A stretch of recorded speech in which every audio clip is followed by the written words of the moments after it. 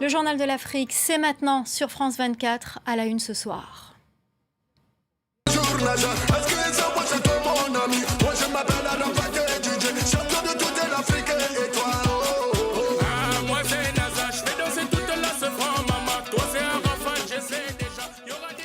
La Côte d'Ivoire et l'Afrique en deuil. DJ Arafat n'est plus le roi du coupé-décalé et désormais une légende. Il est décédé dans la nuit de dimanche à lundi des suites d'un accident de moto à l'âge de 33 ans. Nous reviendrons sur sa carrière en images. Nous en parlerons avec notre invité Claudie Siard et nous irons à Abidjan. Vous écouterez les témoignages de ses plus proches collaborateurs et amis. Ils ont accepté de s'exprimer sur France 24. Je vous le disais, la Côte d'Ivoire pleure son fils. DJ Arafat est mort. La légende ivoirienne du coupé-décalé s'est éteinte à l'âge de 33 ans dans la nuit de dimanche à lundi des suites de ses blessures après un accident de moto à Abidjan. Et sur le continent, les fans sont sous le choc. Ils sont nombreux à lui rendre hommage, des personnalités publiques mais aussi des anonymes. Un hommage est organisé au stade d'Abidjan. Devant chez lui, une foule compacte s'est rassemblée ainsi qu'un fort dispositif de police. Retour sur sa carrière avec Nicolas Germain et nos correspondants sur place, Francky Herzi et Youen Gourlé. Une foule compacte devant cette clinique du quartier de Cocody à Abidjan. De nombreux fans ne peuvent pas croire que DJ Arafat, Ange Didier Houon de son vrai nom, est décédé à l'âge de 33 ans dans un accident de moto. DJ n'est pas mort. Voilà, il n'est pas mort. Il est trop jeune pour mourir. Certains retransmettent les scènes en direct sur les réseaux sociaux. Il était l'artiste le plus connu et qui a beaucoup exporté la musique coupé-décalé, qui est l'identité de la Côte d'Ivoire. Et c'est très triste, c'est très triste. Il faisait donc tout, il était jovial, il aimait les gens, il était toujours présent. Partout, à tout moment à Abidjan, quand il n'y a même pas 2-3 jours je l'ai vu, vraiment ce sera triste parce qu'il est mort difficilement, bêtement. On n'a rien compris quoi, c'était trop subi, c'est trop subi. La star du coupé-décalé avait remporté de nombreux prix et comme beaucoup de chanteurs de sa génération, il aimait faire le buzz.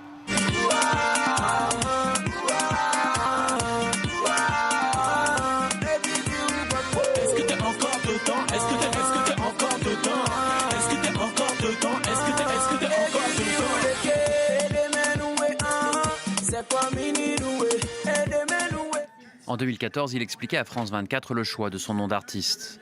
Et DJ Arafat, je me suis quand même toujours demandé pourquoi DJ Arafat, vous étiez un passionné de l'ex-leader palestinien? Non, pas forcément. J'ai grandi avec des amis qui sont libanais, qui m'ont attribué ce nom parce qu'ils trouvaient que j'étais un peu trop hardcore et tout. Donc voilà comment je me suis appelé Arafat.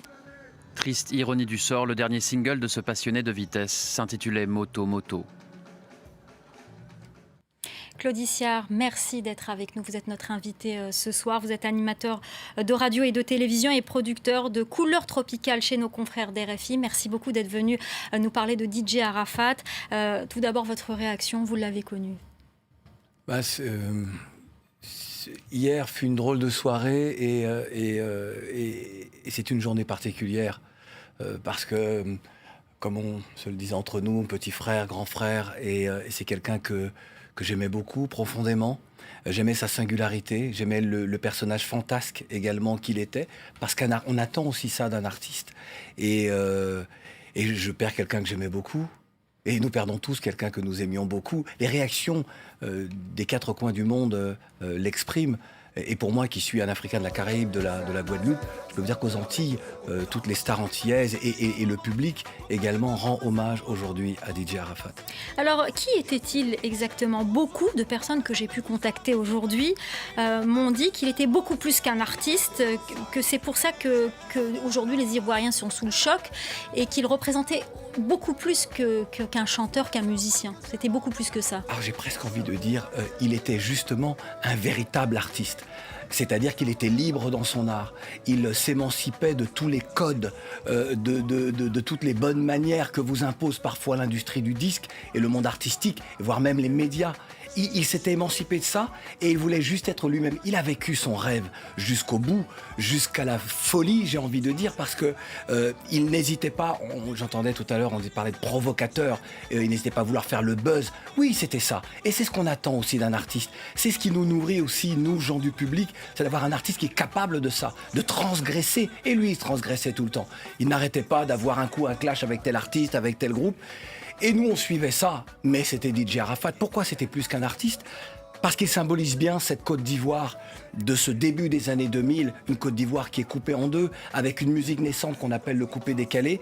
Et lui, il appartient pour moi à la deuxième génération, même s'il était déjà là au début, et qui donc sont des jeunes qui ont envie de dire « Ok, c'est difficile, mais nous, on a envie de vivre. » Et on va offrir de la joie au peuple. Et il a offert de la joie à bien des peuples à travers le monde. Alors justement, on parle aussi beaucoup des enfants des rues, Oui. ce qu'on appelle les Chinois, parce qu'ils sont très nombreux. Il disait lui-même, je suis le chef, il se faisait appeler le chef de la Chine populaire.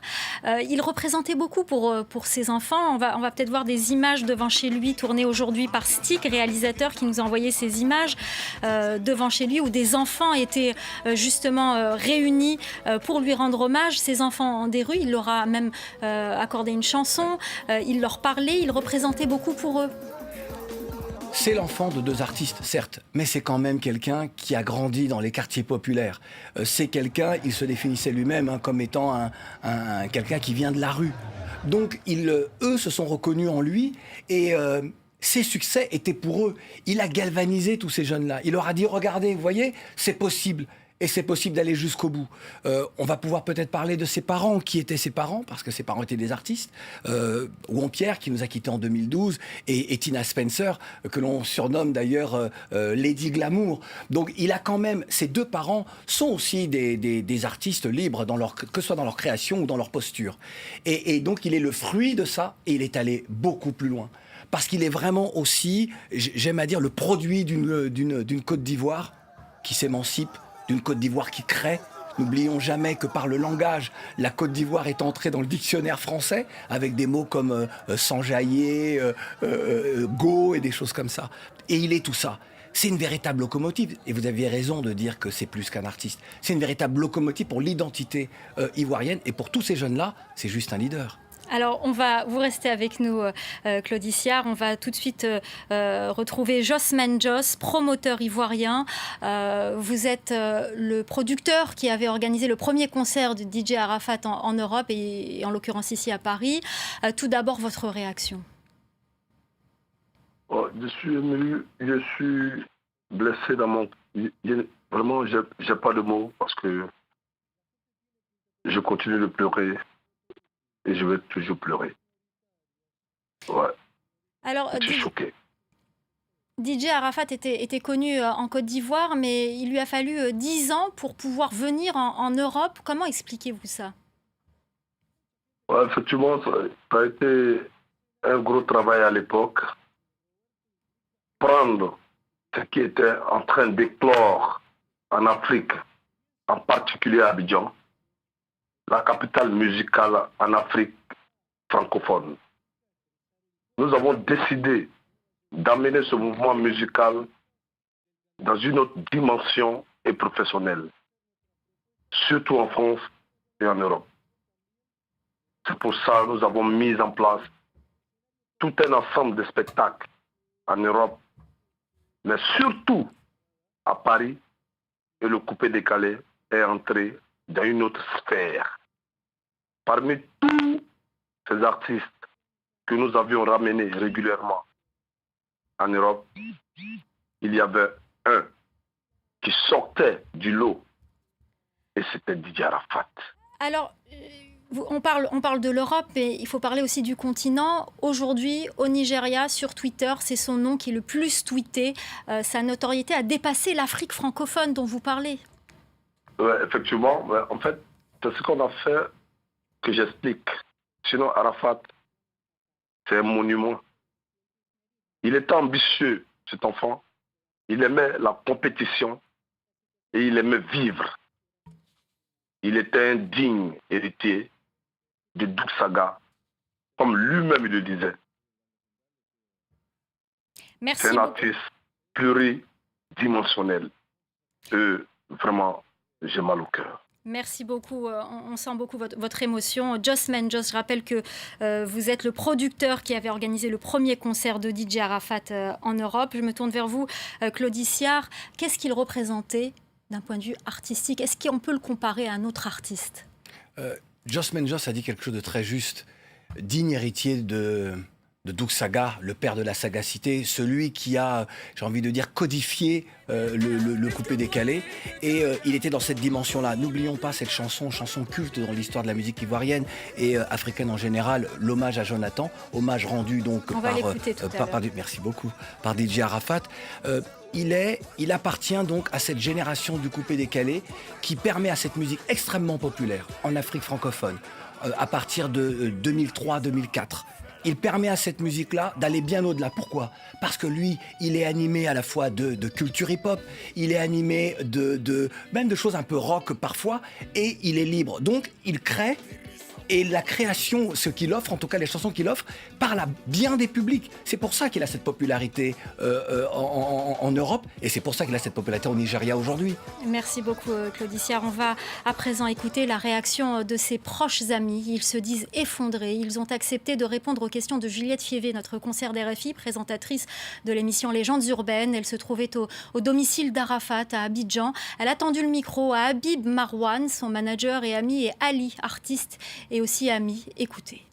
C'est quelqu'un qui avait un bon cœur, en fait, que beaucoup de personnes n'arrivaient pas à comprendre.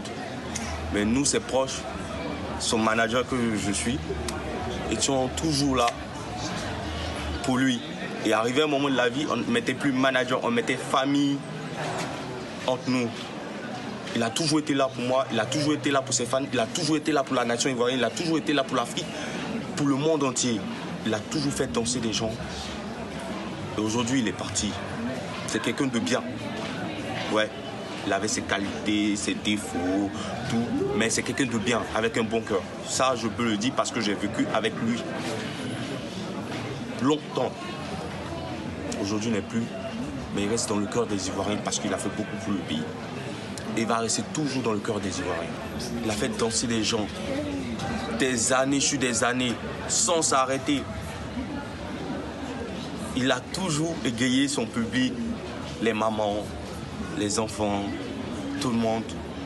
Ce qu'il a fait pour ce pays, c'est trop. Arafat a réussi à avoir tous ces personnes qui étaient dans la rue, parce que c'était un enfant, on peut dire de la rue, parce qu'il a vécu à la rue Princesse, il a fait des trucs seul, il a toujours été indépendant, seul, jusqu'à ce qu'il se propulse aujourd'hui pour être DJ Arafat. Et c'est celui aussi qui a beaucoup aidé les enfants de la rue. Comment ? En leur parlant, en leur donnant des conseils, en leur disant comme ci, comme ça. Moi, j'en connais plein aujourd'hui qui sont plus dans la rue, qui sont aujourd'hui chauffeurs de Bakar. Il y a d'autres qui travaillent dans les restaurants. Il y a moins d'enfants de la rue grâce à Arafat, parce qu'Arafat leur parle. Et puis, il leur donne des leçons quand il est dehors. Ses inspirations sont au-delà même de la limite de la pensée. C'est-à-dire c'est quelqu'un qui vient de la rue, qui a un vécu tellement fort, qui propulse tous ceux qui ont une galère, qui sont louchis, qui vivent dans la rue, il les propulse à avoir quelque chose de mieux demain. Aujourd'hui, tous ceux qui sont à l'international, qui sont partout dans le monde, je vous demande de vous unir très fort pour rendre un grand hommage à celui qu'on appelle DJ Arafat, ou Ange Didier aujourd'hui, qui n'est plus ce monde, qui nous a quittés. C'est que l'ambassadeur du coupé-décalé, l'ambassadeur de la musique ivoirienne, l'ambassadeur de la musique africaine, et même universelle, mondiale, vient de nous quitter. Et comme mon frère Habib l'a dit, je demande à tous, à tout un chacun d'apporter une prière sincère et forte à DJ Arafat pour qu'il repose en paix. Je demande à tous ces enfants de la rue, non pas encore écouter des sons de DJ Arafat, de les écouter, d'aller encore plus loin dans leur mission, de chercher encore plus fort pour demain. Voilà, c'est ce que lui voulait, c'est ce que lui, il avait comme mission sur cette terre.